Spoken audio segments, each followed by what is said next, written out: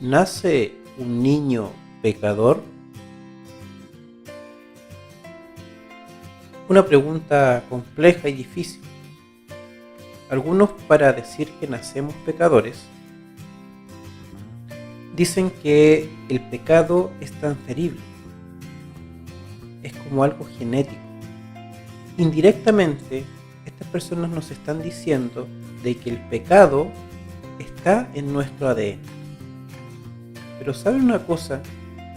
Si esto realmente fuese así, entonces el pecado se podría transferir, como cuando uno transfiere sangre.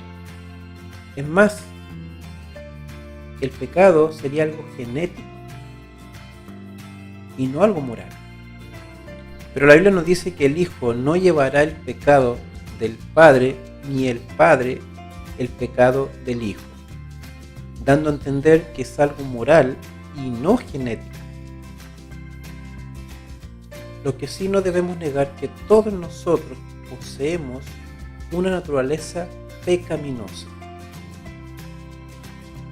Todos nosotros, todos los seres humanos. Pero esa naturaleza no es pecado. En pocas palabras, no es pecado nacer con ella. No.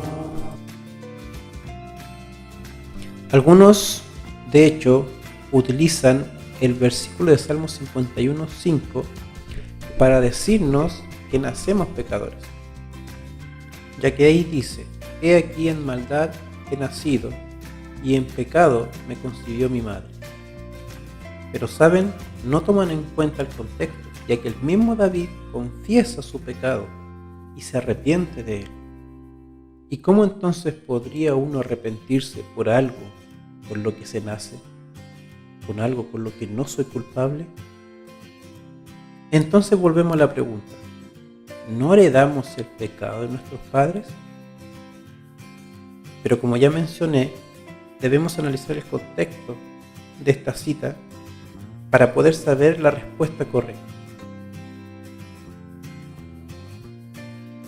En el versículo 3 y en el versículo 4, que es el que leeremos primero, dice lo siguiente: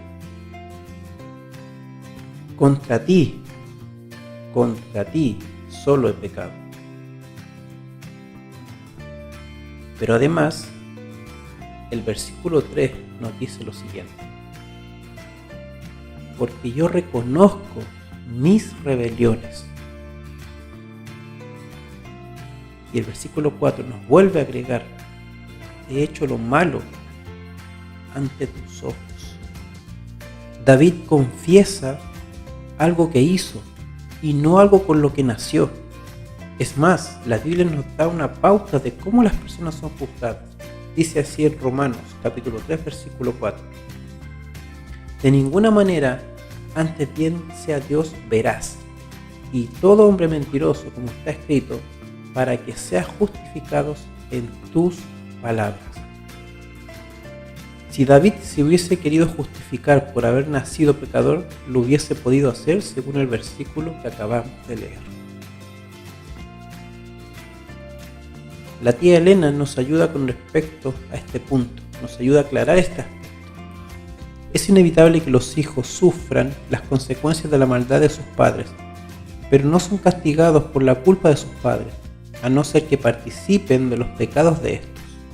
Ahora, ella nos dice que si heredamos algo, y es las malas inclinaciones, el apetito pervertido, la moralidad depravada, además de las enfermedades y la degeneración física, se transmiten como un legado de padres a hijos hasta la tercera y cuarta generación. Pero vuelvo a repetir, todo esto que se hereda no es pecado, a menos que tú lo practiques. Recuerda, el pecado es un acto o una acción. Es más, si naciéramos todos pecadores y seríamos culpables por eso, ni siquiera los hijos de los así llamados creyentes podrían salvarse. Pero mira lo que nos dice la tía Elena: padres creyentes se salvarían porque ellos, los hijos, no han tenido ninguna prueba del carácter, ya que todos deben pasar por esa prueba para que se evalúe su carácter en base a las pruebas. Se hace la pregunta: ¿Cómo pueden los niñitos pasar por esa prueba para ser examinados? Contesto que la fe de los padres creyentes cubre a los hijos, como cuando Dios envió sus juicios sobre los primogénitos de Egipto.